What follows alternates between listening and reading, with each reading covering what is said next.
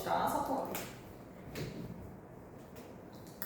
자, 우리 산포 가는 길은 소설이고요. 그런데 얘가 난이도가 그렇게 있는 소설은 아닙니다. 다만 상징성이 좀 있어서 서술형 나올 걸 좀 대비를 하셔야 됩니다. 그래서 서술형이 나올 만한 개념들이 좀 있어서 걔네들을 좀 길게 설명을 할 예정이에요. 산포부터 한번 같이 가봅시다. 제목의 의미부터 같이 분석하고 넘어가 보도록 할게요. 자, 제목이 산포 가는 길이야.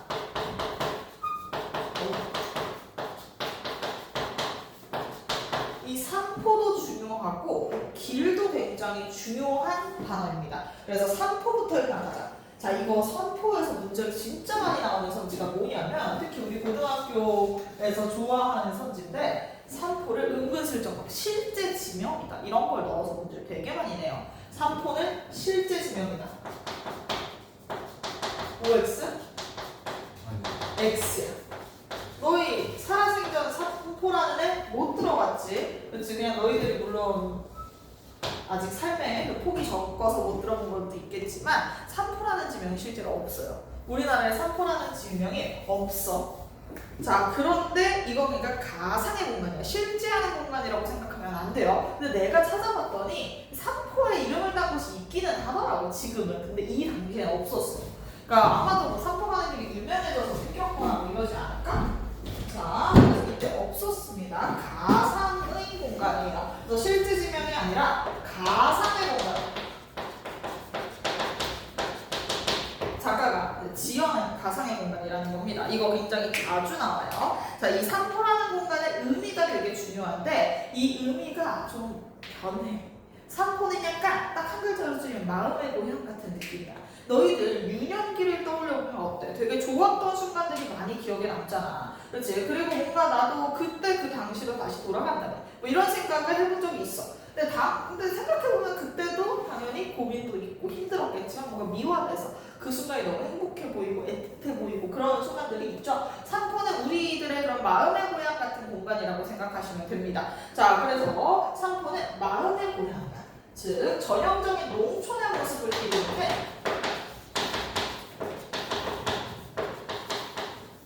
그런 그 작가가 생각하는 뭔가 딱 우리가 생각했을 때 고향 하는 그런 개념을 응축시켜 놓은 공간이라고 생각하면 되거든. 옛날에는 되게 이렇게 완전 자연자연하고 완전 농촌 같고 그리고 완전 이상적이고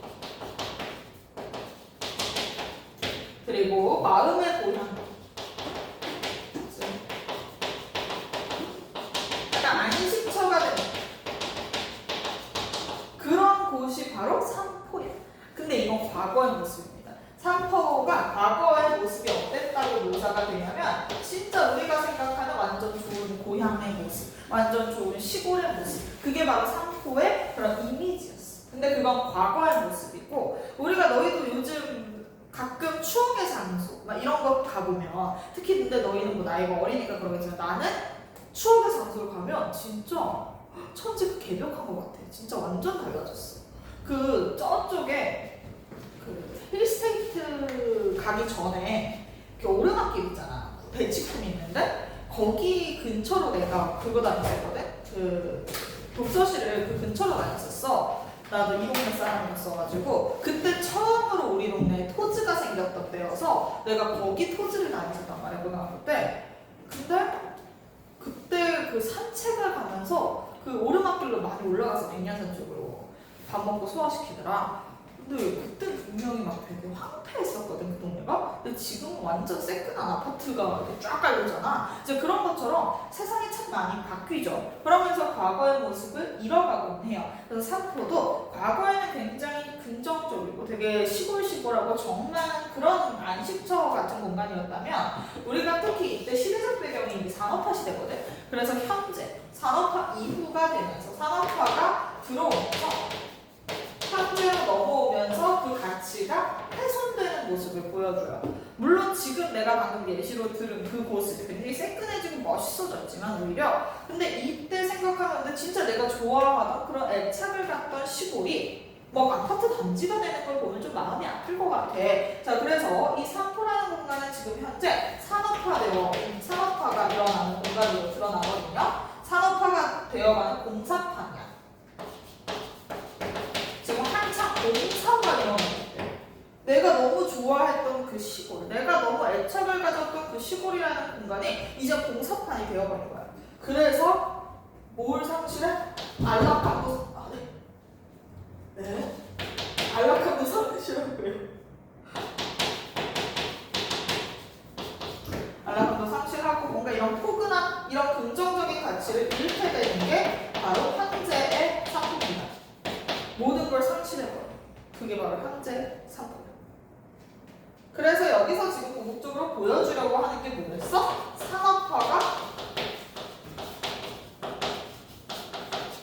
무엇을 없애고 있다? 그래서 뭐 인정과 뭐 이런 그 고향의 아름다움 이런 것을 없애고 있는 이 산업화의 모습. 산업화가 고향을 없애고 있다.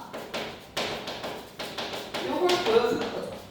고향이라고 하는 건 진짜 그냥 우리가 단순히 영어로 직역되는 홈타운이 아니라, 그러니까 고향이라고 하면 진짜 내가 마음 붙이고 정 붙일 만한 곳을 이야기합니다. 생각보다 너희가 그 고향, 요즘은 고향이라는 개념이 없어지는 것처럼 느끼지만 너희가 나중에 다른 지역으로 넘어가잖아. 이게 인생을 살면서 다른 지역으로 넘어가려고 해. 그러면 되게 머뭇거려져. 그러니까 나도 이제 독립을 이제 딱 1년 됐더라고. 어제인가로 1년 차였는데 독립을 할 때 어디로 갈까 할 때 서대문구에서 내가 어쨌든 계속 살았으니까 여기를 벗어나는 게 되게 좀 두렵고 약간 좀 그렇더라고. 마음이 좀 헛헛해지고. 그래도 좀 비교적 가깝고 친숙한 마포구에 지금은 살고 있지만 그렇다고 해도 서대문구에 오면 뭔가 다시 마음이 따뜻해지고 익숙한 그런 기분이 있어. 근데 산업화가 그런 기분을 다 없애고 있어. 왜? 세상이 너무 많이 바뀌고 있으니까. 그때 느꼈던 그 감정들이 사라졌어. 자, 그럼 이제 또 길 가보자. 근데 산포로 지금 가는 길이야. 이런 공간인 산포. 이 의미를 주는, 산업화가 고향을 없애고 있다라는 의미를 주는 이 산포로 원래 이제 등장인물은 산포가 아직 이렇게 산업화가 됐다는 걸 모르고 과거에 생각했던 나의 그 추억의 장소를 생각하면서 산포로 떠납니다. 자, 그래서 산포로 가는 길의 과정을 지금 보여주고, 자, 길이기 때문에 이 작품은 여로형 소설이 됩니다. 길이기 때문에 얘는 여로형 소설이고요. 아까 남신의 주유동 박시봉방강은 공간의 이동이 없어요. 근데 공간의 이동이 없지만, 근데 한번 선생님께 여쭤는 봐줘. 어떤 선생님은 야 그래도 거리에서 방으로 위치를 옮겼잖아, 뭐 이렇게 이야기하실 수도 있어. 학교에서 질문을 해주시는 게 더 좋을 것 같기는 한데요. 근데 이 작품 완전 공간 이동이지. 여로형 소설이라는 건 공간 이동을 통해서 그냥 내용이 전개된다 라는 거나 다른 게 없죠. 이동을 하면서 얘네들이 무언가 깨달음을 얻거나 관계성을 맺어가면서 진행된다 생각하시면 되겠습니다. 그래서 산포로 가는 길, 여로형 소설이고요. 그러니까 길에서 얘네들은 뭔가가 계속 일어나겠지. 자, 그럼 뭐가 일어나는지 한번 요약해서 알려주면요. 자, 길은 일단, 그리고 좀 굉장히 짙은 의미가 있는 게, 길이라는 공간은 뭐가 일어나기도 하고 만남이 이루어지기도 하고 이별이 이루어지는 공간이기도 해요. 자, 그래서 이 길이라는 공간은 만남과 이별이 이루어지는데, 특히 지금 우리는 소외된 계층들의 만남과 이별이 이루어지는 공간일 거예요. 소외된 계층 만남과 이별이 반복되는 공간이에요. 소외된 계층이었던 사람들, 그러니까 뭔가 홀로 굉장히 힘들게 살아가는 3명의 사람들이 나오는데, 그 3명의 사람들이 만났다가 헤어졌다가 이걸 반복하는 공간이 바로 길이고요. 그리고 동시에 근데 이때 이 만남과 이별을 하면서 얘네들이 굉장히 서로에 대해서 인간적인 정을 느껴요. 뭐 약간 사적인 정도 느껴요. 뭐 이쁜데 약간 잘생겨 이런 정도 느껴. 약간 이제 남녀 관계에도 있지만 근데 그걸 넘어서는 뭔가 일종의 연대 의식을 갖게 돼요. 그래서 소외된 계층끼리의 그 연대 의식, 그리고 우리가 교감하는 그런 공간입니다. 사람들끼리 뭔가 끈끈한 정을 느끼는 그런 공간. 요즘 사회는 산업화가 진행될수록 되게 슬픈 게, 우리가 사람과 사람 간에 정 같은 게 없어지잖아. 뭐 어떤 사람을 보면서 우리가 연대의식을 느끼거나 이러지 않고, 그리고 특히 어쨌든 더더욱 사적인 이야기는 안 하려고 조심하게 되는데, 이 당시에는 되게 이렇게 막 더 진한, 그러니까 잠깐 만났음에도 불구하고 서로에 대한 깊은 정을 느끼게 되는 그런 따뜻한 이야기가 펼쳐지는 공간입니다. 그래서 산포 가는 길은 산포라고 설정된 우리의 고향, 아름다운 우리 추억 속의 과거의 고향으로 가는 과정에서 우리가 만남과 이별이 이루어지는 내용, 바로 산포 가는 길이라고 생각하시면 되겠습니다. 되게 중요한 계절적 배경도 있고요. 배경들이 좀 몇 개 있어서 계속 좀 정리할 만한 내용들은 나오겠지만 이 두 개가 가장 중요하다고 생각하시면 되겠습니다. 산포 원래 이제 전형적 농촌, 뭔가 정신적 고향, 안식처였다가 이제는 이런 안락함과 포근함을 잃게 된 슬픔을 갖는 공간이라는 거. 그리고 길이라는 것의 의미도 꼭 잘 기억해 주시기 바랍니다. 네, 그럼 이제 넘어가서 같이 이제 우리 본격적으로 이 소설의 특징들 쭉 얘기하고 들어가 봅시다. 자, 이 소설은 이제 현대 소설일 거고요. 비판적인 특성을 갖고 있습니다. 자, 시점은 우리 소설이니까 늘 잘 잡고 가셔야겠죠? 시점은 전지적 작가 시점이야. 자, 그럼 전지적 작가 시점, 시점 문제 나올 수 있으니까 간단하게만 짚고 넘어가면 전작시는 작품 안에 있어, 작품 밖에 있어, 서술자가? 그렇지, 작품 밖에서 모든 인물의 내면을 서술해 주겠죠. 근데 이제 모든 인물의 내면을 서술해 주는데 그러다 보니까 뭐랑 뭐가 섞여서 나와? 간접 제시랑 직접 제시가 섞여서 나와요. 간접 제시는 어떤 거야? 행동을 통해서 인물의 심리를 유추하게 하는 거고, 직접 제시는 직접 서술자가 이 사람은 어떤 마음을 갖고 있어 이렇게 이야기를 해주는 걸 직접 제시라고 하죠. 얘는 얘를 지금 좋아해, 얘는 지금 고민하고 있어, 이렇게 이야기해 주는 게 직접. 그래서 전작시기 때문에 직접과 간접이 섞여 나오기는 합니다. 근데 얘가 좀 독특하게 간접 제시가 압도적으로 좀 많긴 해요. 되게 전작시면 한 5대5의 비율로 나온다면 얘는 한 8대2의 비율로 간접 제시의 비중이 훨씬 큽니다. 자, 그리고 얘 전작시고 계절적 배경 같은 것도 너무 중요합니다. 자, 배경이 중요한데요. 시대적 배경은 1970년대입니다. 산업화. 전형적인 산업화 시기.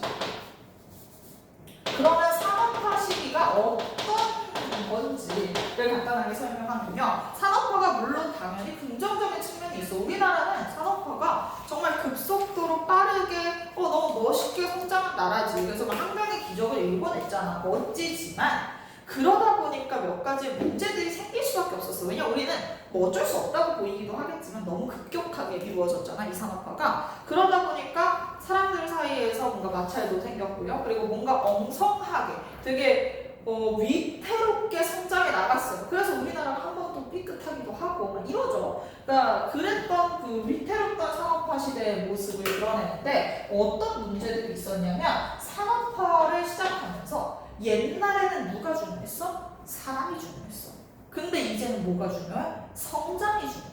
지금 우리는 산업화이기 때문에 성장해야 돼. 이런 미션이 있다 보니까 사람들이 소외되기 시작합니다. 인간 소외 문제들이 생겨요.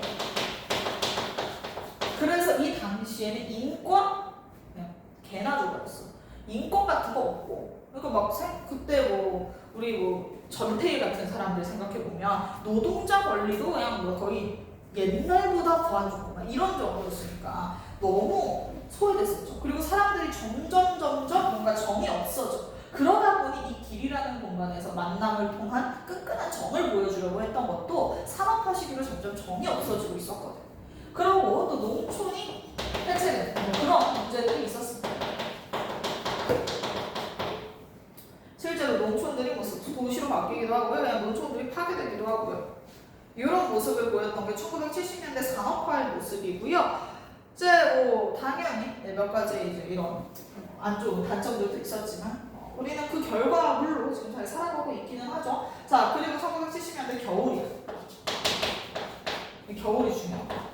우리 남신의 주의동 같이 공부했으니까 잘 알 겁니다. 겨울은 부정적 시대를 상징하고요. 눈이나 바람 같은 것도 다 뭘 상징한다고? 시련을 상징했었잖아. 그치? 자, 그럼 겨울은 뭐겠어? 부정적인 계절이라고 생각하시면 되겠습니다. 굉장히 좀 힘든 계절이야. 그래서 시련이라고 생각해 주시면 되겠습니다. 시련. 이 시련을 통해서 뭘 부각하냐면 인물들의 인생이 되게 팍팍해. 지금 우리가 딱 3명이 나오거든, 인물이. 근데 3명의 인생이 다 좀 짠해. 되게 인생이 좀 다 팍팍한 사람들이야, 셋이. 그래가지고 인물들의 삶의 비극성은 되게 더 짠하게 만들어주는 그런 애환을 강조시켜주는 그런 효과가 있습니다. 애환. 그러니까 소외된 인물들의 애환을 부각하죠. 사람들이 다 소외된 세 명이 나오잖아. 그래서 얘는 지금 산업화로 인해서 사람들이 소외받고 있었던 이 당시가 문제다라는 걸 지적하는 내용의 작품이라고 생각하시면 돼요. 그러다 보니까 겨울이라는 그 설정을 통해서 더 안쓰러워 보이게. 그래서 이 사람들이 얼마나 쓸쓸하고 소외된 삶을 사는지를 더 느낄 수 있게 드러내는 계절이 되겠죠. 자, 그 다음 주제가요. 주제. 적혀있죠? 이줄 칩시다. 급속한 산업화 속에서 급속한 산업화의 세모, 고향을 상실한 산업화로 인해서 우리가 고향 상실의 문제가 생기게 되었고요. 그러면서 떠돌이들의 애환과 그들 사이의 연대의식, 그걸 나타내는 게 바로 주제입니다. 산업화로 인해서 우리가 뭐가 일어나고 고향 상실이 일어나고 그리고 뭐가 생겼어? 소외된 사람들, 소외된 떠돌이들이 생기게 됐죠. 그래서 소외된 사람들의 그런 애환, 산업화가 이런 두 가지의 이제 문제점을 만들었고, 하지만 그 속에서도 우리는 뭐를 갖고 있다? 연대의식을 갖고 있다. 이걸 이야기하는 게 바로 우리의 주제가 되겠습니다. 특징 한번 적어갈게요. 우리 이 작품은 간접 제시가 좀 더 많습니다. 그래서 첫 번째, 대화와 행동 묘사를 주로 사용한다 이렇게 되어 있죠.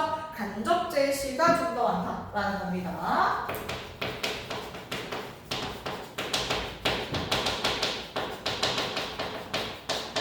우리가 이제 시험이 한 달 남았기 때문에 내가 이제 슬슬 이제 약간 분노를 약간씩 이제 드러내는, 분노를 드러낸다기보다 기각을 적는 단계잖아. 그래서 아까 이제 남신의 지휘도 박신봉 채점할 때 이런 거 한번 했었는데 그게 바로 뭐였어? 너 통사구조의 반복을 방학 때 했는데 지금 통사구조의 반복이 뭔지 모른대잖아. 그래서 내가 막 했지. 자, 통사구조의 반복은 대꾸법을 드러내는 거였죠. 비슷한 문자 구조를 반복하는 거잖아. 그런 식으로 이름을 바꿔서 많이 내는 것처럼 간접 제시, 직접 제시도 이름을 많이 바꿔서 내게 될 겁니다. 자, 간접 제시라고 하는 건 뭐 보여주기라고 이야기하기도 하고요. 아니면 뭐 극적 제시. 네, 이걸 주로 놓죠. 장면적 제시. 뭐 이런 식으로 표현합니다.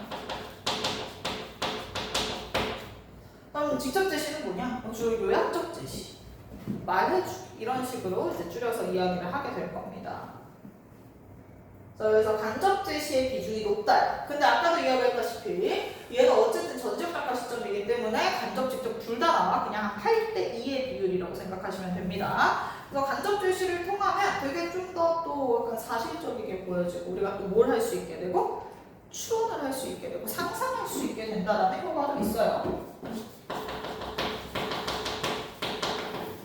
이런 효과들이 있겠죠. 그래서 이런 이제 효과들을 주는 간접 제시를 쓰고 있고요. 자, 그 다음 우리 두 번째 뭐 길을 모티프로 삼는다. 길을 이제 매개로 하는 여러 구조를 통해서 주제. 여러 소설인 거 아까 이야기했으니까 넘어갈게요. 자, 그리고 이 작품이 여운을 남기는 방식이 있어요. 여운이 되게 강하거든. 그러니까 전반적으로 여운이 좀 있어. 그러니까 여운을 주는 방식이 좀 두 가지 있다고 생각하시면 돼요. 여운을 주는 방식은 일단 첫 번째로 일단 결말이 여운이 있겠지. 즉 결말이 어떻게 여운이 나냐면 너희가 해피엔딩이 기억이 오래 남을 것 같아. 새드엔딩이 기억이 오래 남을 것 같아. 새드엔딩. 그리고 약간 뭔가 똥 싸다 끊겼을 때 기억이 더 남아. 약간 짜증나면서 그런 느낌이 있잖아. 그래서 얘 마찬가지야. 일부러 여운 주려고 너희들 기억에 좀 깊게 남기기 위해서 약간 끊어. 중간에 그렇지. 약간 그런 것들이 좀 있어요. 그래서 우리 부모님들이 처음 두 분이 데이트했을 때 본 영화가 있대. 나도 제목은 몰라. 근데 우리 엄마는 국문과 출신이고 우리 아빠는 이거야. 그러니까 그러다 보니까 그 영화를 봤는데 열린 결말이었대. 그 영화가. 약간 어떤 거냐? 어떤 작가가, 어떤 아이가 작가가 되는 거야. 작가가 돼서 공모전에 작품을 제출하는 그런 영화였어. 그러니까 이제 우리 아빠는 계속 뭘 생각하면서 봤어? 공모전에 붙었을까? 안 붙었을까? 이걸 생각하면서 우리 아빠 계속 봤고, 우리 엄마는 그 아이가 공모전에 응시하면서 성장해 나가는 그 과정에 집중을 한 거야. 그래서 우리 엄마는 되게 감동적이다. 근데 우리 아빠는 결국 공모전에 붙었는지가 안 나와. 공모전에 제출하는 걸로 그게 끝나버리는 거야. 그랬더니 아빠가 이제 그게 자기는 너무 천추해하는 거야. 왜 그 뒤에 내용이 안 나오냐. 공모전에 그래서 붙었냐 안 붙었냐. 그러니까 이 이야기를 되게, 그래서 자기 그 영화 별론데 기억에 너무 오래 남는다 이런 이야기를 하셨어. 약간 얘도 그래요. 결말이 안 나와. 그래서 얘가 결국 어떻게 됐는데? 가서 뭘 하는데? 막 이런 식으로 제대로 뭔가 끝맺음이 안 나는 기분이 좀 들 겁니다. 자, 뭐로 끝나냐면 배경묘사로 끝나요.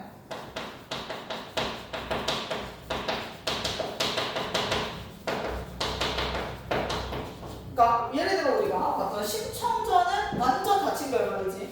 행복하게 살다가 죽었다. 이렇게 나오니까 좋아. 그렇게 딱 직접 얘기해주고 끝내야 되는데 얘는 갑자기 눈이 내립니다. 이러고 끝나. 갑자기 대화하다가 지금 산모가 그렇게 변했다고요? 하고 눈이 내립니다. 하고 끝. 이러니까 쉽잖아. 자, 그런 게 좀 있어요. 그래서 배경묘사로 마무리를 짓기 때문에 우리가 뭔가 좀 여운을 느끼게 되겠고요. 자, 근데 이 배경묘사는 눈이 내리는 장면일 거야. 사실 눈이 내린다로 끝낸다는 건 어느 정도 암시는 해줍니다. 정확히 얘기는 안 하지만 우리 눈이 아까 뭘 뜻한다고 그랬지? 시련을 뜻한다고 그랬지. 그렇기 때문에 눈이 내립니다로 끝난다면 얘네 인생이 팍팍하겠구나 이런 식으로 우리는 어느 정도 유추는 되겠지. 그래서 배경 묘사를 통해서 어느 정도 암시는 해주는데 얘기를 안 해줘. 그러니까 당연히 여운이 남겠지. 아씨 이게 뭐야 이러면서. 그 다음에 두 번째, 얘네들이 말을 할 때 말줄임표를 그렇게 했어요. 그래서 그냥 말줄임표가 되게 많아요.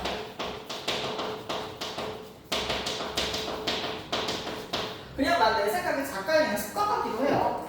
그냥 우리 워낙 그냥 말할 때 말줄임표를 좀 쓰는 사람이었을 수도 있겠지만 대사에 말줄임표가 진짜 많이 나오거든. 그래서 이렇게 말줄임표가 여러 개 나오면 우리가 뭐가 될 수밖에 없어? 여운이 남을 수밖에 없습니다. 자, 그리고 네 번째 특징 추가로 더 적어줄게요. 또 다른 특징은 인물의 심리가. 여기에 좀 주목하세요. 우리 이 작품은 인물의 심리 변화가 정말 두드러지게 일어나는 작품입니다. 그렇기 때문에 이거는 우리 심청전과 다르게 평면적일까 입체적일까? 입체적이겠지. 성격이 변하진 않지만 심리가 바뀌어요. 막 서로 의심하다가 갑자기 끈끈해져. 이런 식으로 심리가 변할 거야. 의심하다가 애정을 갖게 되거나 아니면 되게 좋아하다가 슬퍼지거나 이런 식으로 심리가 바뀝니다. 자, 그리고 얘네들 인물들에 대해서 간단하게 브리핑하고 가야돼가지고 얘기하러 갈게요. 그리고 이제 이 인물들의 특성을 이야기하자. 각 계층을 대표하는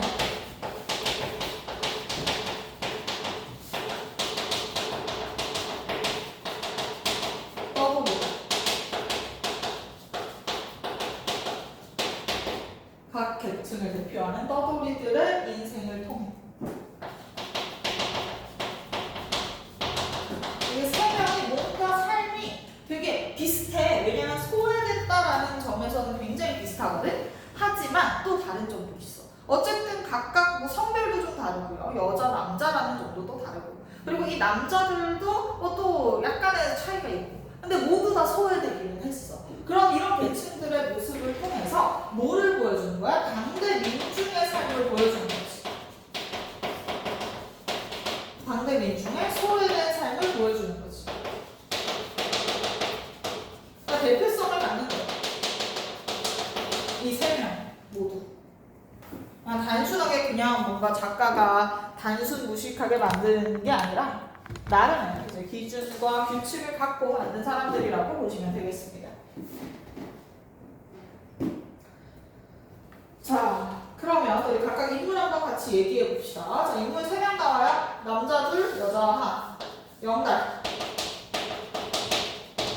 자, 우리 영달이라는 친구는요. 얘는 그래도 뭐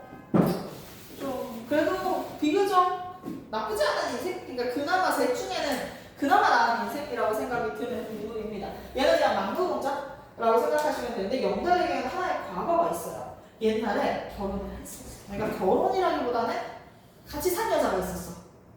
거의 결혼을 했지. 동거를 했어. 거의 뭐 이제 사실혼 관계에 있었던 여자가 있었어. 사랑했던 여자가 있었는데, 근데 이 여자랑 헤어져. 왜 헤어지냐면 가난해서. 이게 그래도 둘이 같이 산다는 건 서로에 대한 책임을 어느 정도 져야 되잖아. 근데 너무 가난하니까 그걸 할 수가 없는 거야. 그래서 각자 그냥 서로 인생 살자라고 해서 헤어집니다. 사랑했던 여자가 있는데 가난으로 인해서 헤어져. 그러니까 이 사람은 마음에 뭐가 있어? 엄청난 그 상처가 있어. 되게 슬프겠죠. 사랑했던 사람을 가난으로 이별했으니까. 자, 그리고 나서 또 이 사람은 근데 고향도 없어. 그러니까 얘는 고향도 없고 그냥 완벽한 순수 100% 떠돌이라고 생각하시면 돼요. 그냥 고향도 없는 순수 100% 떠돌이.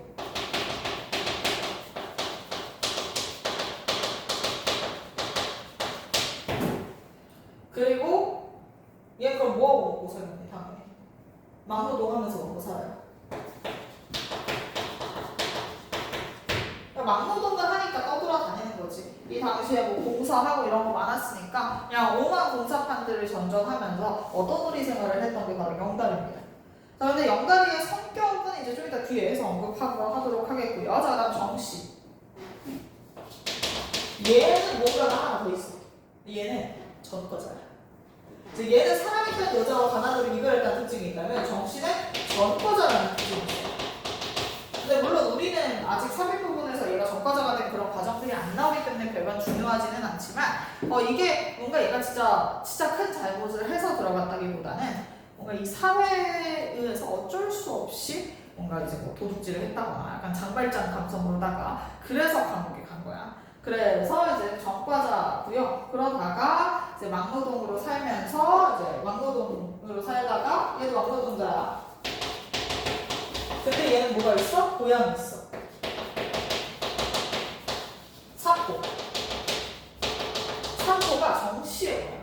영달이랑 정씨가 이름도 약간 비슷하고 뭔가 느낌이 비슷해가지고 많이 헷갈려 하는데 얘 고향이 있고 영달이 고향이 없어. 그래서 얘는 고향인 산포로 지금 가는 애가 정씨야. 자, 그리고 이제 백화라는 애가 나와요. 근데 백화가 이름이 두 개야. 나는 이제 그런 적이 없거든. 나는 뭘 어디든 가도 난 나의 실명은 무조건 써. 근데 약간 이제 고민이 좀 되는 게 가끔씩은 나도 뭐 예를 들어 모임을 나간다거나 친구 생일 파티 나간다거나 이러면 가명을 써볼까 이런 생각을 하긴 했었어. 전에 이제 친구 생일 파티 갔는데 이게 그런 생각이 있는 거야. 나는 그러니까 검색을 하면 어쨌든 대충 떠. 왜냐면 내 신상이 올라가 있으니까 어디든 뭐 학원 게시판 같은 데 올라가 있으니까 뭐 예를 들어 내 간단한 상세 정보 서강대 그리고 이함 이걸 딱 검색해. 그럼 내가 뜨거든.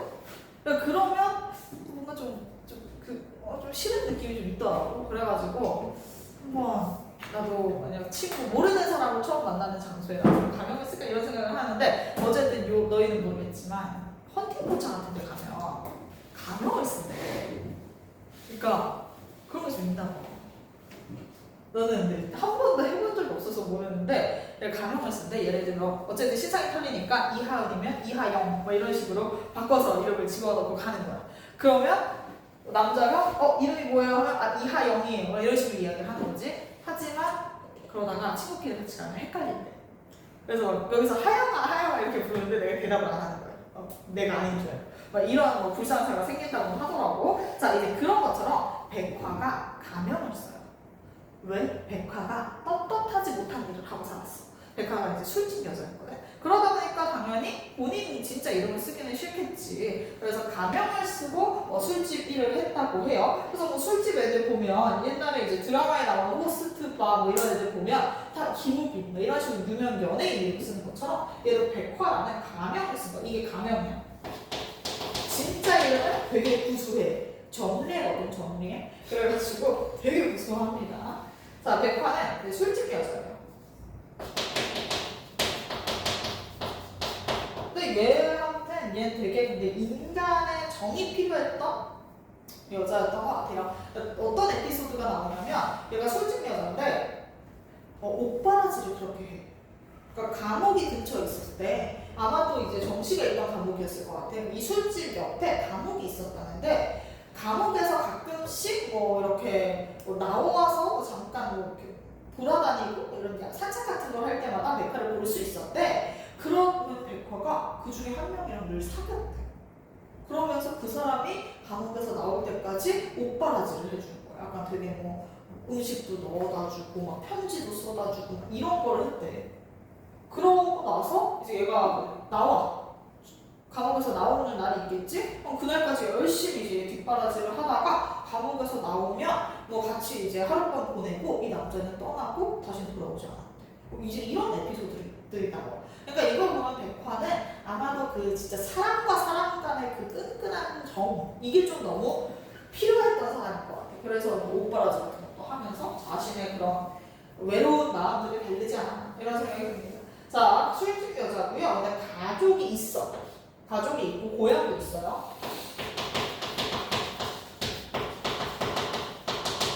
근데 그럼 왜 이러고 살아요? 라고 하면 오히려 가족 때문에 이 일을 선택할 수밖에 없었던 그런 여자예요. 왜냐하면 집이 너무 가난하고 동생들이 너무 많아.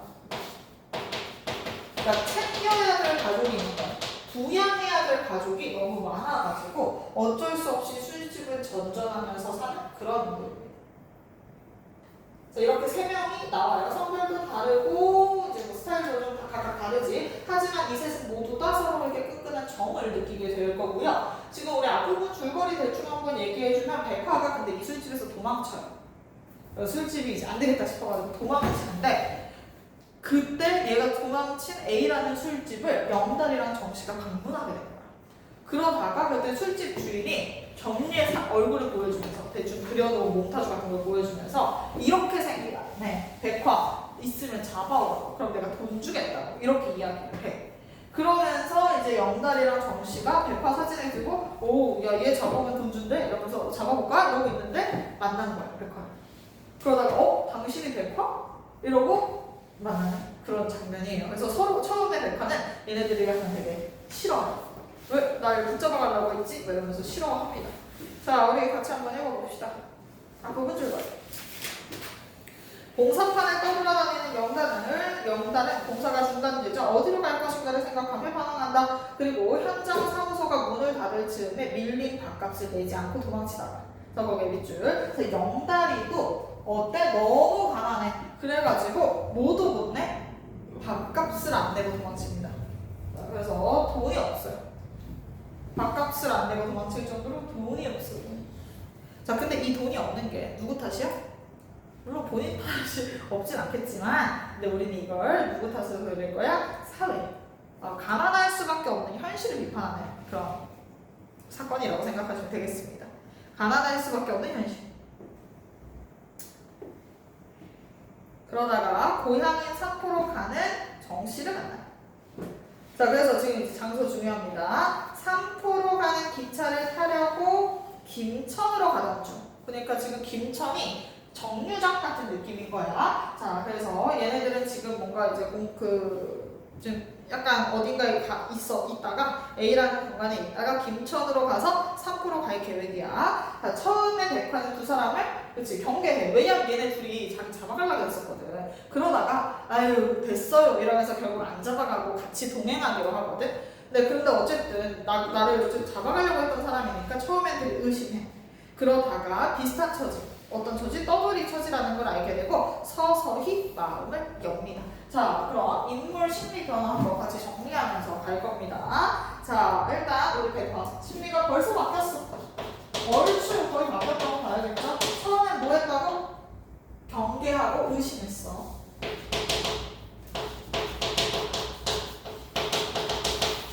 하다가 마음을 점점 열어가는 과정이에요.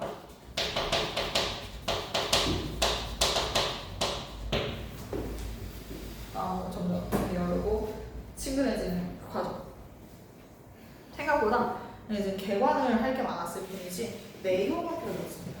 아직 초저녁이 분명한데 날씨가 나빠서인지 곧 어두워질 것 같았다. 눈은 더욱 새하얗게 보였고 사위는 어휘가 중요해. 어휘 외우셔야 됩니다. 삼포 가는 길 우리 학교는 꼭 어휘 문제 하나씩 출제하거든. 그래서 어휘도 외우셔야 돼요. 사위라고 하면 우리 알고 있는 사위가 아니야. 우리 남편 남편을 얘기하는 그 사위가 아니라 사방의 둘레. 사위 할 때 위가 그 방향을 나타낼 때 사용하는 위입니다. 그래서 사방.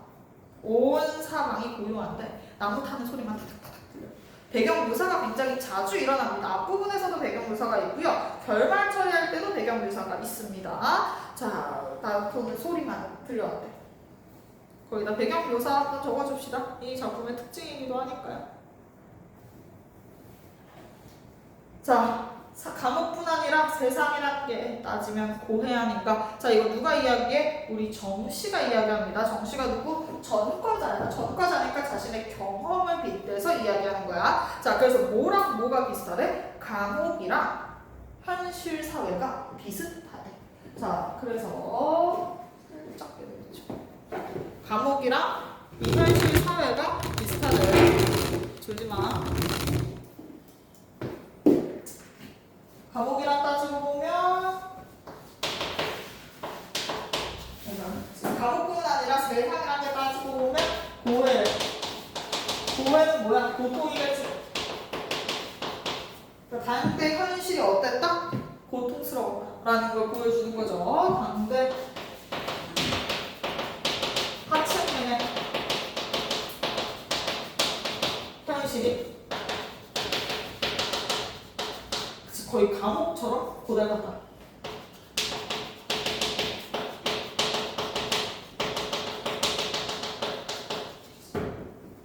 나는 약간 진짜 요즘이 우리나라의 최고 황금기가 아닐까? 이런 생각이 들어요. 그러니까 옛날에 그런 거 있잖아. 그 일본의 황금기가 한 번 있었던 것처럼 우리나라는 지금 그때가 아닐까. 나라 깔 일만 남잖아. 이런 생각도 드는데 사실 이 당시에는 진짜 하층민들의 삶이 엄청 힘들었겠지만 요즘은 물론 하층민들의 삶은 힘들겠지만 과연 이때만큼일까 싶기는 해요. 자, 그래서 그러다가 정씨는 벗어서 불가에다 쬐고 있던 잠바를 입으면서 중얼거렸다.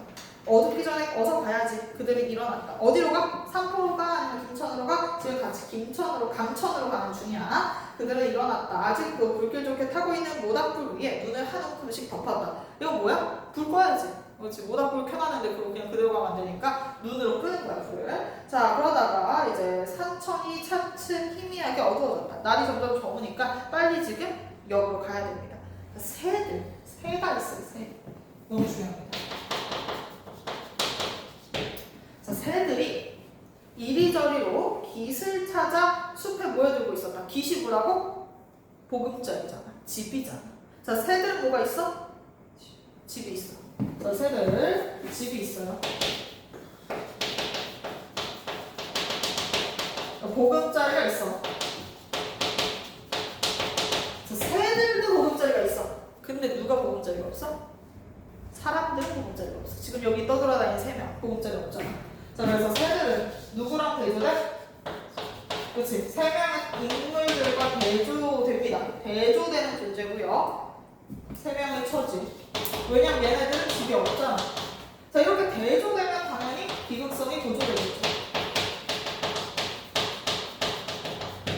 야, 어떡해요?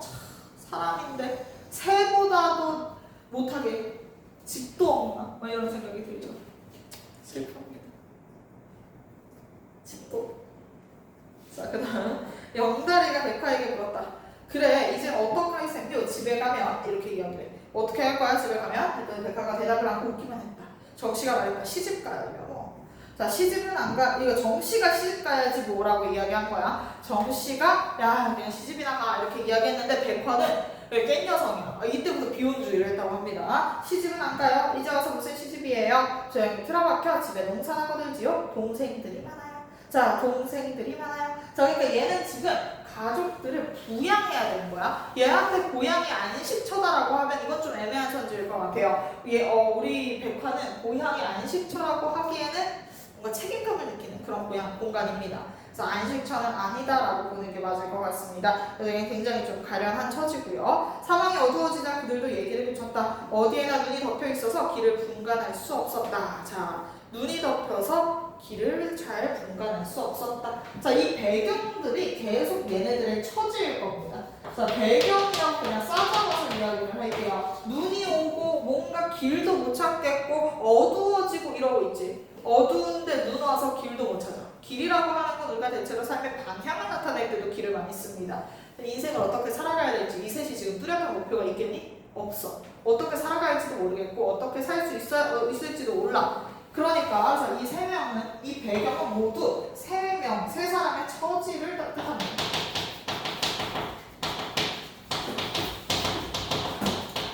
처지를 상징해. 어둡고 길도 잘 못 찾겠고 어둡고 어떻게 살아야 되는지도 모르겠고 갈 곳도 없고. 자, 뒤에 쳐졌던 백화가 눈 덮인 길에 고랑에 빠져버렸다. 발이라도 삐었는지 백화는 꼼짝 못하고 주저앉아 신음을 했다. 뭔가 고랑하면 되게 갈등을 유발하는 소재가 있고 이러지만 갈등 유발 아닙니다. 그래서 고랑이 오히려 셋을 뭔가 더 끈끈하게 연대하게 만들어주는 그런 소재라고 보시면 돼요. 고랑이 갈등의 매개체가 아니라 오히려 유대감을 높여주는 소재예요.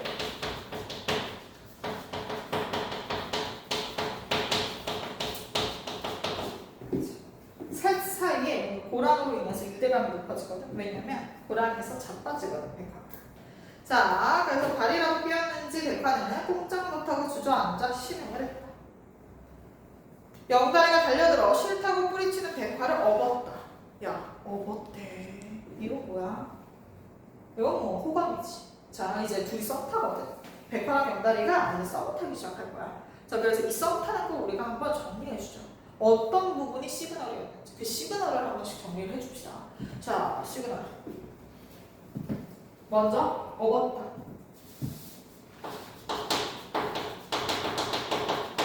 누구에 대한 누구의 시그널인지 이걸 좀 잘 정리해 주셔야 돼요.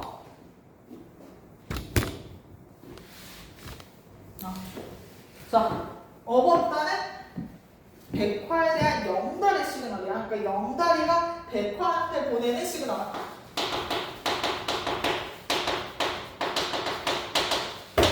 업어주는. 자, 근데 이 업었다라는 행위도 되게 중요합니다. 업는 행위는 진짜 거의 흔치 않죠. 없는 행위라고 하면 되게 둘 사이에 신체가 가까워지잖아. 그러니까 심리적 거리감이 어떻다? 확 좁혀지는 행위라고 볼 수 있겠습니다. 자, 업었다는 그냥 단순히 호감을 나타낸다기보다는 더 뭘 드러내? 업었다라는 없는 행위는 둘 사이에 심리적 거리감이 좁혀졌다.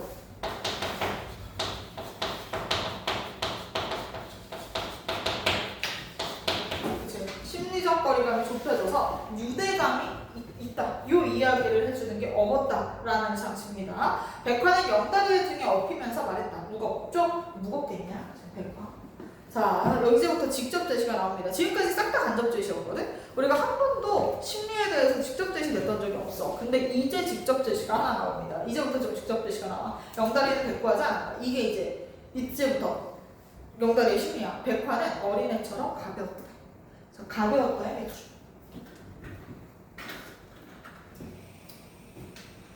가벼웠다. 가벼웠다. 적어줍시다. 자, 가벼웠다는 건 고단한 백화의 인생을 뜻해요. 고단한 백화의 인생. 옛날에는 요즘은 우리가 실제로 그냥 의지를 갖고 오히려 돈 많은 애들이 있으면 날씬한 거 알지 요즘은. 요즘은 돈이 많을수록 관리를 해가지고 애들이 되게 날씬한데 옛날에는 진짜 못 먹어서 말랐다라는 개념이 있었던 때요. 그래서 백화는 실제로 못 먹어서 마른 거예요. 고단하죠. 굉장히 가난하고 고단한 백화의 인생을 보여주는 게 이 백화의 몸무게입니다. 등이 불편하지도 않았고 어쩐지 가뿐한 느낌이야. 아마 쇠약해진 탓이라 생각하는 영다리는 어찌 대절원에서의 옥자가 바로 사랑했던 여자의 이름 무슨 여친 이름이야? 옥자도 날이 갈수록 말라갔었거든. 왜냐면 가난하니까 날이 갈수록 말라갔었어. 자, 그래서 옥자가 생각나서 눈시울이 화끈했다. 자, 그러니까 이 눈시울이 화끈한 건 옥자에 대한 생각이라기보다는 지금 옥자처럼 얘가 지금 참 밥도 못 먹고 그렇게 살았을 걸 생각하니까 마음이 아픈 거야. 자, 지금 누가 누구에 대해서 어떤 마음을 갖고 있어? 연민을 갖고 있어. 눈시울이 화끈했다에다가 연민이라고 써줍시다. 자, 우리 영다리는 백화에 대해서 연민을 갖고 있어요. 저는 그리고 또 연민이 있어요. 그러면서 백화가 말했다. 어깨가 참 넓으세요. 한 3사람쯤 없겠어. 칭찬해줘. 그랬더니 되게 근수가 모자라서 그렇다. 너가 몸무게가 적게 나와서 그래. 자, 근데 말을 되게 좀 약간 어떻게 해? 무뚝뚝하게 해. 자, 영달이 성격 한번 정리하고 갈게요. 영달 성격은 굉장히 무뚝뚝해요.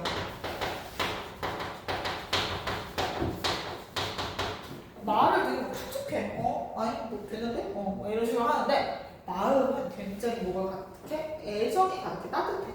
자, 근수가 모자라서 그렇다고 그들은 7시쯤에 감천읍내에 도착했다. 자, 이제 도착했어, 감천에. 마침 장이 섰었는지 파장된 뒤인데도 읍내 중앙은 흥청되고 있었다. 그러니까 5일장 같은 게 있었는지 아마도 이제 파장이 됐는데도 뭔가 이렇게 사람들이 많았고 그랬대. 저무진 냄새, 고기 굽는 냄새, 군국 냄새가 풍겨왔다. 영단이는 이제 백화를 옆에서 부축하고 있었다. 발을 디딜 때마다 여자가 얼굴을 찌그렸다. 왜? 아프니까. 아직 발이 아픈가 봐. 정씨가 백화에게 물었다. 어느 방향이요? 전라선이에요. 나는 호남선 쪽인데 여비는 있어? 자, 나는 호남선 쪽인데 여비는 있어? 자, 이제 우리 정씨가 이제 물어봅니다. 너 있니? 돈은 있니? 하면서 걱정을 해주지. 정씨는 원래 좀 사람이 인정이 많고 따뜻한 사람이에요. 그래서 정씨는 그냥 원래 따뜻해. 영배가 무뚝뚝한데 더 따뜻하고. 그러니까 우리 정씨는 그냥 사람이 정도 많고 따뜻해. 말도 되게 맛있게 하잖아.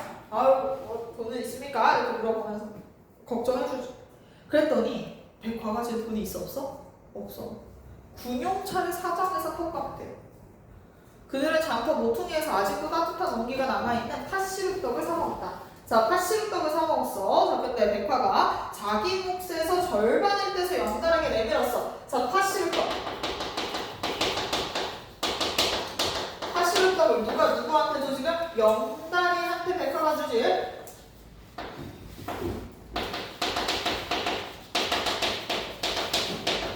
백화도 배가 고플 거 아니야, 당연히. 근데도 영달이가 다 먹었으면 좋겠는 거야. 그러니까 이렇게 팥시루떡을 자기 거 반이나 지금 떼서 준 거죠. 백화가 자기 몫에서 절반을 떼어 영달에게 내밀었다. 더 드세요. 나 먹고 왔으니 기운이 배가 들었을 텐데. 역으로 가면서 백화가 말했다. 어차피 갈 곳이 정해지지 않았다면 우리 고향에 함께 가요. 내 일자리를 주선해드릴게. 자, 지금 누구만 고향이 없어? 영달이만 고향이 전혀 없잖아. 그러니까 지금 백화가 나랑 같이 갈래? 이런 식으로 지금 거의 뭐 고백을 했지. 나랑 함께 가자. 이렇게 이야기를 한 거야. 자, 같이 함께 갈. 이거는 또 역시나 뭐가 들어가? 백화가 또 영달한테 약간 일종 플러팅을 하고 있어. 우리 같이 가자. 자, 그랬대. 그래서 백화가 그랬고요. 그래서 내야 3% 가는 길이지만 정씨는 3% 가지. 왜냐면 고향이 있잖아. 근데 그렇게 하지? 왜냐면 너는 고향도 없잖아? 그랬더니 정씨도 영달한테 권유했다. 영달은 흙이 덕지덕지 달라붙은 신발끈에 계속 내려다보면서 아무 말이 없었다. 일단 흙이 덕지덕지 달라붙었다라는 것 자체는 이 사람이 인생이 순탄하지 않아? 순탄하지 않았다는 거지. 진짜 막노동을 하고 막 이러고 살았다는 걸 알 수 있어요. 우리가 솔직히 너희들은 뭐 이렇게 아스팔트 예쁜 거 밟았으니까 그렇게 덕지덕지 흙이 묻을 일은 없잖아. 거친 삶, 그러니까 순탄하지 않은 삶을 살아야 흙이 덕지덕지 묻어. 근데 그걸 계속 내려다보는. 자, 거기 간접제시라고 적어줍시다. 간접제시라고 있죠. 행동과 뭔가 시선을 통해서 지금 인물의 내면을 우리는 추측할 수 있습니다. 어떤 내면을 추측할 수 있어? 얘 지금 고민 중이야. 고민. 당연히 따라가고 싶지. 좀 백화 이쁘고. 그래. 그리고 좋아한다고 얘도 나름 일종의 플러팅도 했고 서로 빛이 알아. 우리 둘이 서로 마음에 드는구나. 근데 얘가 유일하게 걱정하는 건 뭐야? 경험이 한 번 있잖아. 사랑했던 사람을 가난 때문에 떠나보냈던 경험이 있기 때문에 선뜻 시작하지 못하는 거지.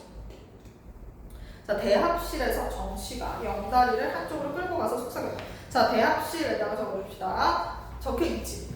대합실 안에. 그치? 자, 유랑 인생을 상징하는 공간이고요. 어쨌든 대합실이라는 장소, 역이라는 장소를 떠돌아다니는 사람들이 모이는 공간이잖아. 그렇기 때문에 유랑 인생 자체를 상징하는 공간이에요. 유랑 인생의 동그라미 쳐주시고요. 그리고 또 정착하지 못하는 애가 있죠. 정착하지 못하는. 결국 솔직히 이 세 명 모두 다 우리 결말을 알고 있어. 추측이 돼. 셋 다 정착하지 못할 거야. 너희들 정착할 수 있다는 건 엄청난 축복이야. 정착한다는 건 어느 정도 삶의 기반이 마련되었다는 뜻이고 어느 정도 자신의 역할을 하면서 안정적으로 살아간다는 뜻인데 얘 지금 떠돌아다니잖아. 그 말인즉슨 정착하지 못해. 근데 계속 얘네들이 주된 공간이 길, 대합실, 여기야. 그 말인즉슨 얘네들은 아마도 계속 길과 대합실을 전전하면서 떠돌아다닐 거다. 이 이야기지. 자, 그래서 거기다가 써줍시다. 셋 모두 정착하지 못할 것. 셋 모두 정착하지 못할 것.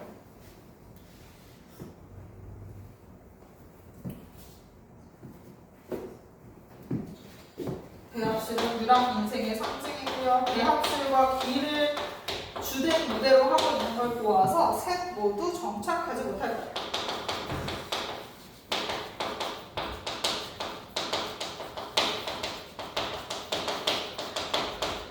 사실 영달이 당연하고 영달은 모두 없으니까 고양도 없으니까 당연하고. 자, 그러면 정씨는 뭐가 이 문제가 생겨. 고양의 문제가 생기고 백화도 솔직히 백화 같은 성격의 고양이 정착한다? 이거 말도 안 돼요. 그러니까 이런 게 좀 있어서 아마 셋 모두 정착 못할 겁니다. 자, 여비 있어? 이렇게 물어봤어. 그랬더니 빠듯이 됩니다. 빠듯이 해줘. 자, 빠듯이 해줘. 시작. 자, 얘가 지금 여비가 있긴 해. 근데 돈이 여유가 있어? 없어. 1,000원 있어. 비상금 1,000원. 이걸로 얘 지금 표 끊고 가야 돼. 이게 비상금이고 1,000원이 딱 있는데 자, 어디로 가려고? 그랬더니 일자리 있는 데면 어디든지. 그러니까 얘는 진짜 갈 거 없잖아.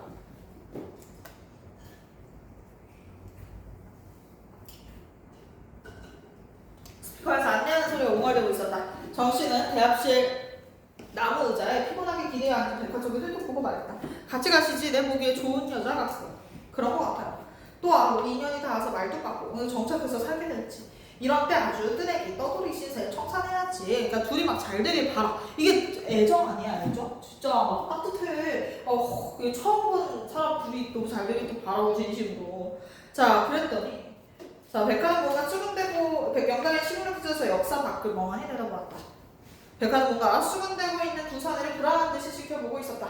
영달이가 말했다. 어디 능력이 있어야죠. 자, 어디 능력이 있어야죠. 에다가 밑줄. 어디 능력이 있으려면 넘어가야 돼.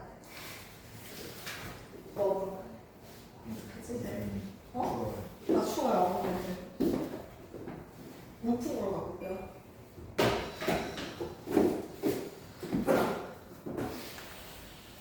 집중 안 하면 죽여버렸다. 알겠지?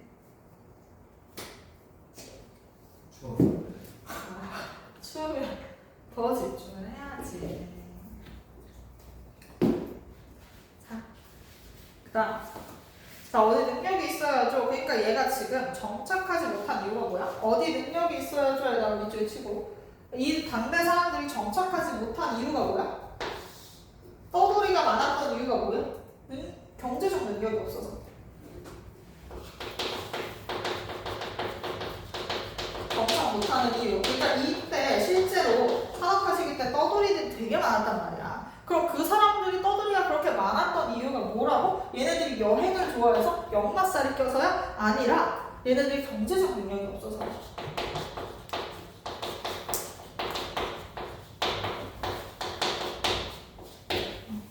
가난해서 경제적 능력이 없으니까 정착도 못하고 있었던 거야. 다 이렇게 힘들었다. 자, 삼포에 같이 가려고 했더니 어쨌든 그럼 얘는 어디로 가기로 정했어? 삼포로 가기로 정해. 저 여자를 보냅시다. 이렇게 이야기를 하죠. 그러니까 결국 백화를 포기해. 근데 백화를 보내는 이유가 싫어서요? 생각보다 제 얼굴이 저 사람 얼굴이 취향이 아니면 이게 아니라 능력이 안 돼서 어쩔 수 없이 떠나 보낼 수밖에 없는 겁니다. 자, 영달이가 표를 사고 삼립빵 2개와 찐달걀을 샀다. 백화는 백화에게 그는 말했다. 우리 뒷차를 탈 텐데 잘 가슈. 말도 어때? 되게 무뚝뚝하게 해. 진짜 고민 엄청 해놓고서 막 마치 쿨한 척 보내면 잘 가슈 이러면서 얘기를 하지. 되게 무뚝뚝해요. 자, 영달이가 내민 것들을 받아진 백화의 눈이 붉게 충혈되었다. 자, 뭐를 주고 있어? 삼립빵 2개랑 찐 달걀. 그리고 표를 사고 그치 삼립빵 2개랑 찐 달걀을 주고 이걸 주고 있어. 자, 그 말인즉슨 얘 지금 돈이 여유가 있어? 없어. 근데 그 와중에도 얘한테 지금 주는 거야. 이 삼립빵 2개 이걸. 그 뭐시야? 찐 달걀 요거. 여기 또 뭐가 들어가나? 영달이 백화에 요번에는 호감이 드러나죠. 적어주세요. 표를 사고 삼립빵 2개와 찐달걀을 샀다. 에다가 이거 영달이 백화한테 드러나는 모습입니다. 자, 그리고 영달이 받아진 걸 눈이 붉게 충혈됩니다. 왜? 아쉽기도 하고 그리고 고맙기도 해서. 그 여자는 더듬거리며 물었다. 아무도 안 가나요? 우린 산포로 갑니다. 거긴 내 고향이요. 영달이 대신 정씨가 말했다. 사람들이 개찰구로 나가고 있었다. 백화가 보퉁이를 들고 일어섰다. 정말 잊어버리지 않을게요. 자, 백화는 개찰구로 가다가 다시 돌아왔다. 자, 돌아온 백화는 눈이 젖은 채로 웃고 있었다. 내 이름은 백화가 아니에요. 본명은요 이정례예요. 자, 이름을 갑자기 얘기해주네. 야, 본명을 얘기해준다는 게 뭐야? 자, 우리가 클럽에서 만난 남자한테 내가 만약에 본명을 얘기해준다 쳐. 그럼 그건 뭐겠어? 우리 진짜 잘해보자. 인간 대 인간으로 우리 한번 잘해보지 않으려? 이 얘기나 다름없잖아, 그지? 그런 것처럼 우리가 본명을 얘기한다는 건 내 모든 걸 보여주는 거야. 나의 진짜 모습을 보여주는 거야. 그렇기 때문에 뭐를 형성하게 됐어? 경계 의심했다가 마음을 열었던 우리의 백화는 마지막으로 얘는 진짜 진정한 신뢰랑 유대감을 느끼게 됐거든. 그래서 백화의 심리 변화 이거 잘 체크해주세요. 처음에는 경계하고 의심했다가 마음을 차츰차츰 열었고요. 그러다가 이렇게 이름을 알려주는 걸 보니 신뢰와 유대감까지 갖게 됐다는 걸 알 수 있겠죠. 여자는 개찰구로 뛰어나갔다. 잠시 후에 기차가 떠났다. 그들은 나무 의자에 기대어 1시간쯤 잤다. 깨어보니 대합실 바깥에 다시 눈발에다가 실현이겠죠. 눈발이 흩날리고 있었다. 기차는 연착되었다. 밤철에 타려는 시골 사람들이 의자마다 가득 차 있었다. 두 사람은 말없이 담배를 나눠 피웠다. 먼 길을 걷고 나서 잠깐 눈을 붙였더니 더 피로해졌던 것이다. 영달이 혼잣말로 채 며칠이나 견디나. 뭐라고? 아니 백화랑 여자 말이에요. 저런 애들 한 4나흘도 촌생활 못 배겨나요. 자, 이게 맞기는 해. 근데 실제로도 우리가 백화 같은 스타일의 여자들이 정착을 잘 못하는 스타일이야. 왜냐면 일단 세상도 너무 많이 바뀌었을 거고 그리고 또 이제 성격상 안 되는 사람들이 있어요. 우리 정착이. 그러니까 그런 성격이어서도 있는데 자, 한 4나흘도 촌생활 못 발견하여. 자, 이 말이 되게 띠껍게 이야기하는 느낌 들잖아. 그치, 반영아? 네. 뭐라고? 띠껍게. 그렇지. 근데 실제로 이게 비꼬는 걸까? 아니겠지. 자, 이건 약간 미련이기도 하고요. 연민이기도 하고요. 걱정이기도 합니다. 거기에 써주자. 걱정.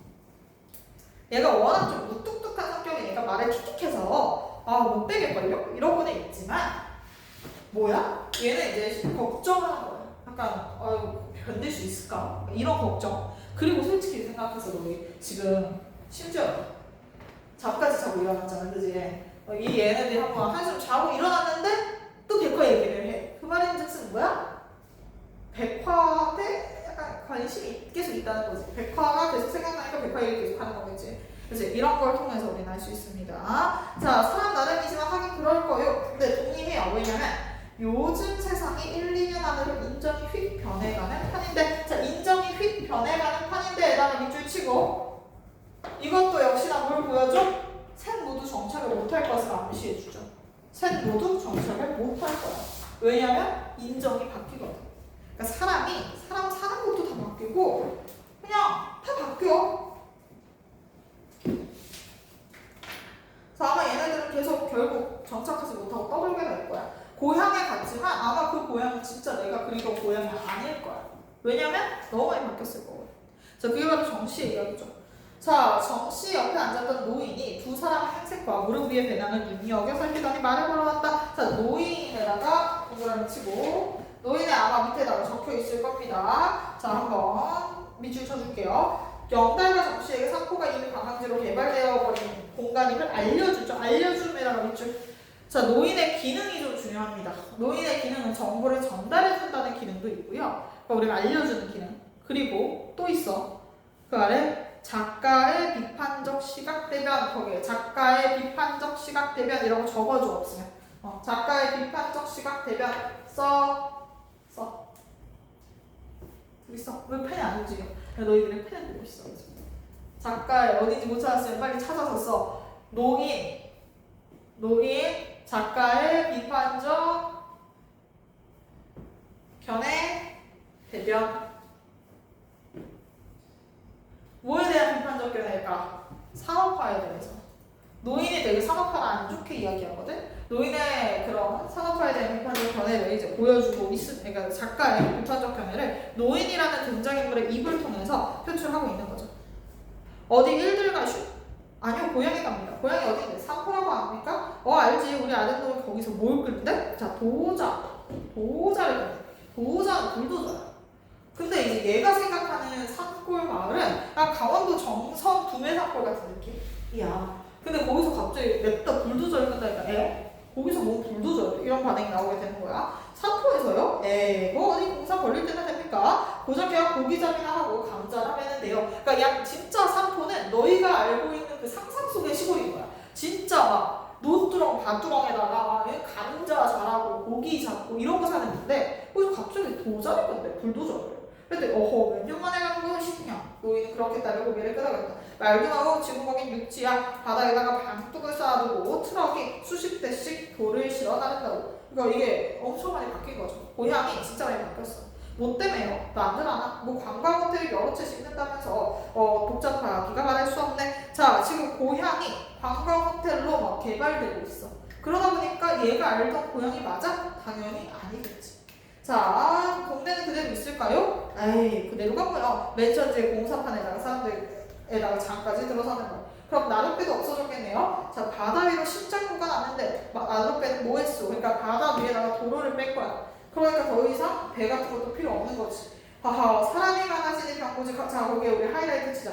자, 사람이 많아지는 병고지. 사람이 많아지면 하늘은 있는 법이거든. 그게 오늘 우리의 이 작품에서 제일 중요한 문구입니다. 자, 우리 중요한 문구 2개 찾아라라고 하면 제 본명은요 이정리예요. 요거랑 사람이 많아지는 병고지. 사람이 많아지면 하늘은 있는 법이거든. 이게 너무 중요해요. 자, 이게 바로 뭐가 드러나는 부분이야? 자, 이 대사에서 산업화에 대한 비판적 시선이 드러나는데요. 자, 여기서 일단 무자비한 뭘 강행하고 있어? 무자비한 산업화를 강행하잖아.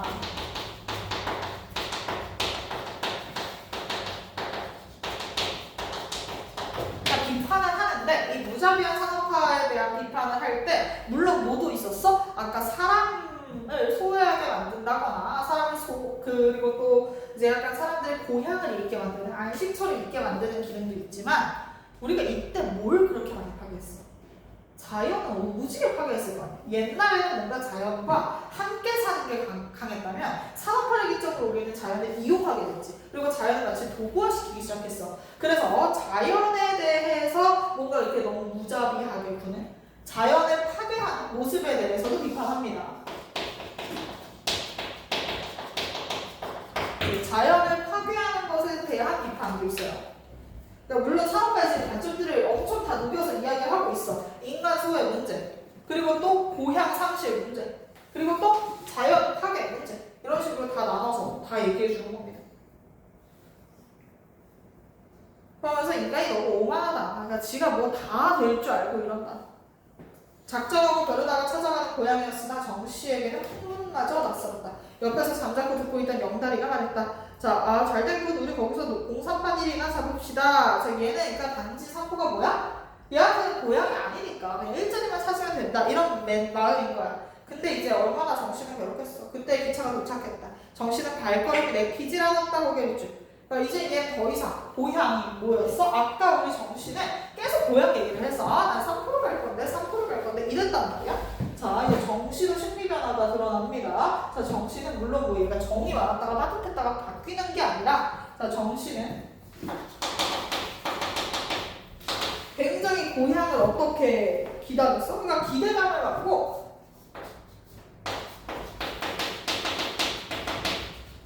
갖고 계속 이제 3% 생각만 하고 3% 가고 싶다 막 이랬단 말이야. 편안함을 느꼈단 말이야. 근데 노인의 말을 듣고 나서 어떻게 됐어? 이게 이제 내가 생각했던 3%가 아니겠구나. 3%가 너무 많이 바뀌었구나. 이 생각을 하면서 더 이상 가고 싶지 않은 거야. 자, 가고 싶지 않고 뭔가 괴로움을 느껴. 이젠 너무 싫다 이런 생각을 합니다. 그는 마음의 정처를 방금 잃어버렸기 때문이다. 얘가 그러니까 나름의 계획도 있었겠지. 고향을 가면 이렇게 저렇게 하고 살아야지 이런 계획이 있었겠지만 마음의 정처를 잃어버렸어. 어느 결에는 정씨는 영다리와 똑같은 입장, 완전한 떠돌이가 되어버렸다. 기차가 눈발이 날리는 어두운 들판을 향해서 달려갔다. 자, 요거 배경묘사라고 적어줍시다. 배경묘사로 지금 뭐라고 있어? 결말 처리를 하고 있죠. 자, 배경 묘사를 통해 결말 처리를 하는데 지금 얘 어두운 들판, 눈발이 날리네. 자, 그럼 얘는 그래서 밑에 써있는 거 한번 읽읍시다. 자, 읽자. 너가 읽자. 이준호가 읽자. 밑에 뭐라고 적혀있어? 마지막.